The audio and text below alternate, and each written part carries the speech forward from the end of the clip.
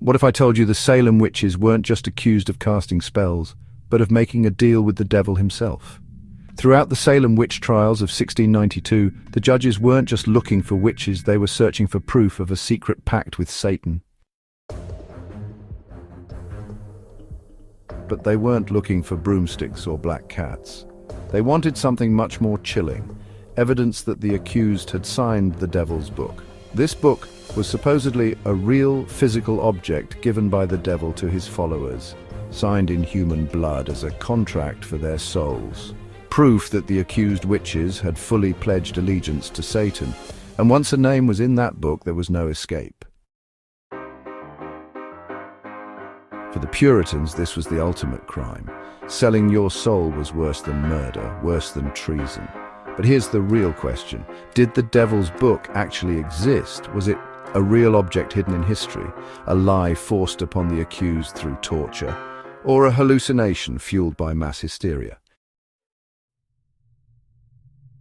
Today, we investigate one of the most chilling legends of the Salem Witch Trials.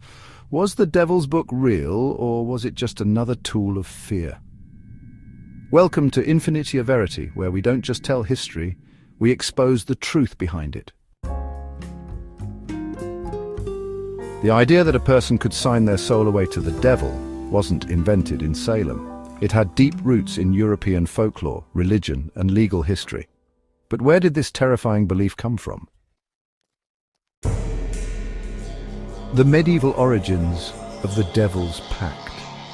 Long before Salem, people believed that witches and sorcerers gained their powers by making a deal with the devil. The concept of a devil's book can be traced back to the 15th century when the Catholic Church declared that witches were not just using magic, they were part of an organized satanic conspiracy. They believed that witches met in secret gatherings known as Sabbaths, where they swore loyalty to Satan, received supernatural powers in exchange for their souls, and signed the devil's book to finalize their contract. Historical source. The witch did promise servitude to the devil and marked her name in his black book, Malleus Maleficarum, 1487. The Malleus Maleficarum, also known as the Hammer of Witches, was a manual for hunting and interrogating witches. It spread the belief that anyone accused of witchcraft must have signed this book, and that proving this was the key to a conviction. By the 1600s, tens of thousands of people in Europe had been executed for supposedly signing the devil's book. But how did this fear cross the ocean and infect Salem in 1692? The Puritan fear of Satan's contract. The Puritans who settled in New England brought these medieval superstitions with them. Puritans believed that Satan was constantly working to corrupt the faithful. They thought witches were his human servants, and that proof of witchcraft required more than just rumors. So when the Salem trials began, judges weren't just looking for evidence of magic, they wanted proof that the accused had entered into a formal contract with Satan. Puritan Sermon, 1688. The devil writes the names of his servants in his book, and they are lost forever. Reverend Cotton Mather. The devil's book became the ultimate smoking gun in the trials. If a person had signed it, there was no defense. But there was one big problem. No physical devil's book was ever found. So why did so many people claim they saw it? The psychological power of the devil's book. Once the idea of the devil's book became widely accepted, people believed in it so strongly that even the accused began to confess to seeing it. Judges used this belief to force confessions. If an accused witch denied everything, they were told they were lying. If they confessed to signing the book, they might be spared. This put the accused in an impossible position. Confess to a crime they never committed or die. And this is where one of the most infamous figures of the Salem trials comes in. The woman who first spoke of the devil's book and changed everything.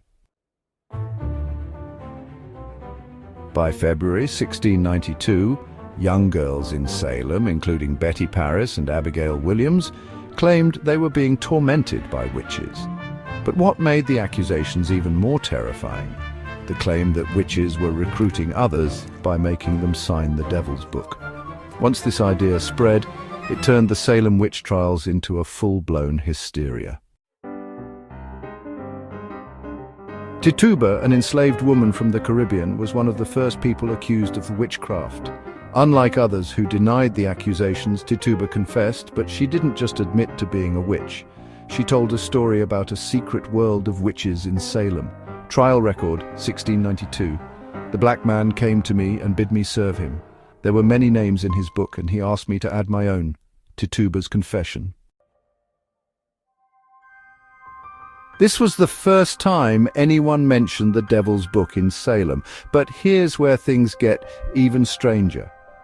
Tituba claimed that the Devil's Book already contained the names of several other people in Salem. The judges immediately demanded names, and Tituba gave them. This led to a chain reaction. Every person accused was pressured to name others who had supposedly signed the book.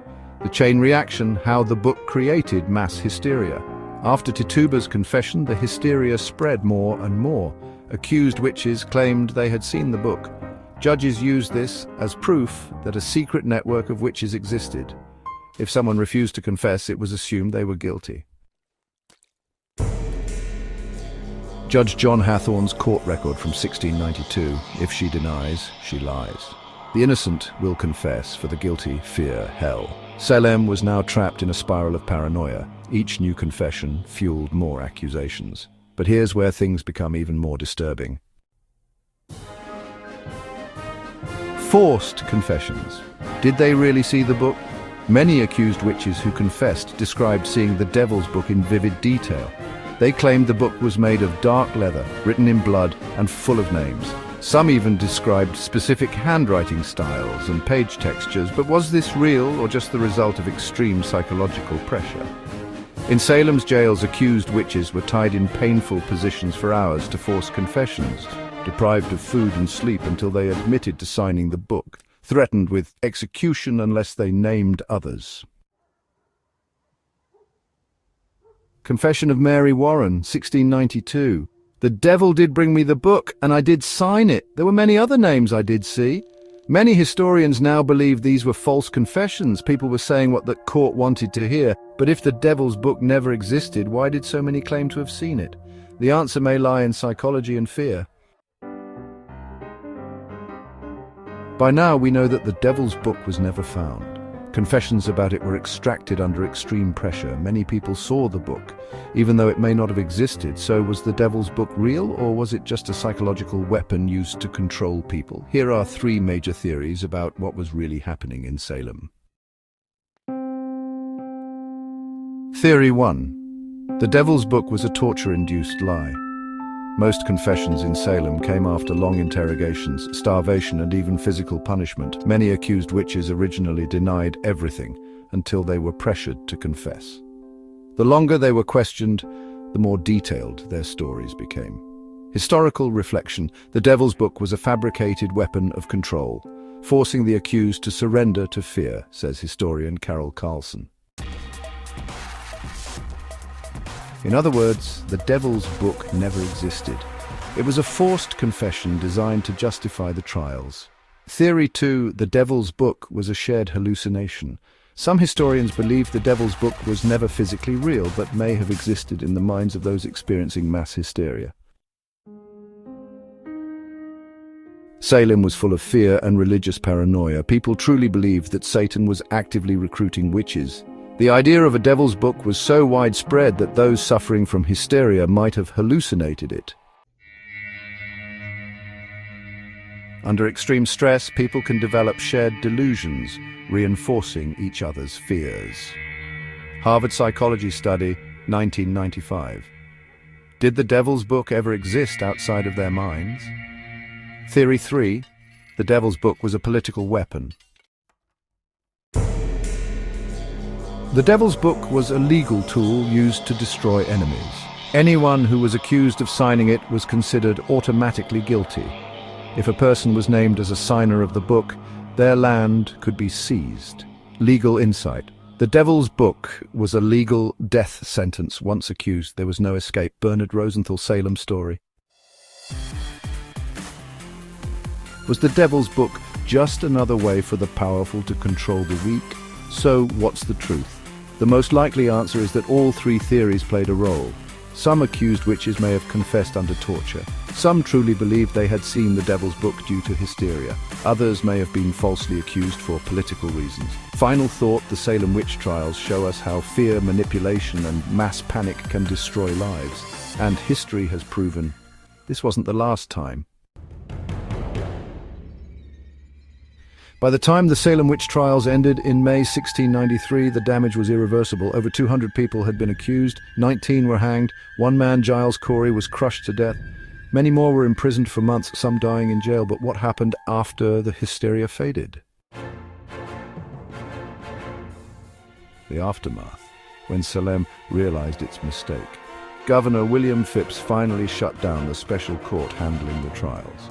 The accused witches were released, but their reputations were destroyed. In 1706, one of the accusers, Anne Putnam Jr., publicly apologized, admitting she had been deluded by Satan. Anne Putnam Jr., his apology in 1706, "I desire to lie in the dust and earnestly beg forgiveness from those I wronged." But the real damage wasn't just to the accused, it was to the entire legal system. How the Salem trials changed history. The Salem Witch Trials forced society to rethink how justice should work. No more spectral evidence. The government banned the use of dreams or visions as legal proof. More rights for the accused. People could no longer be executed based on false confessions. Compensation for victims. Years later, the colony paid financial restitution to survivors and their families. Legal reflection. It is better that 10 guilty persons escape than that one innocent suffer, Sir William Blackstone. But history shows that Salem's mistakes didn't stay in the past.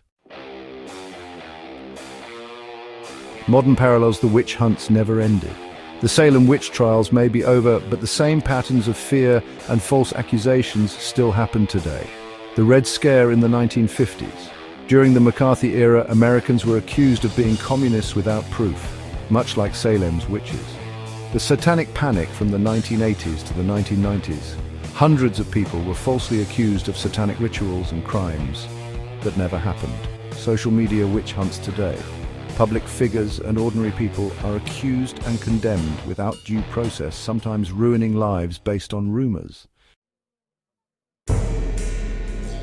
Modern reflection. Mass hysteria and wrongful accusations are not just things of the past. History repeats itself in new ways. Salem wasn't just a tragedy, it was a warning. Conclusion, the real lesson of Salem, the devil's book was never found. No physical proof ever existed, but it didn't matter. Once fear took hold, accusations alone were enough to destroy lives. Final quote. The most dangerous books are the ones written in fear, not ink. If you love history that exposes hidden truths, don't forget to like, subscribe, and turn on notifications. More shocking investigations coming soon. This is Infinitia, Verity, where history isn't just told, it's uncovered. See you next time.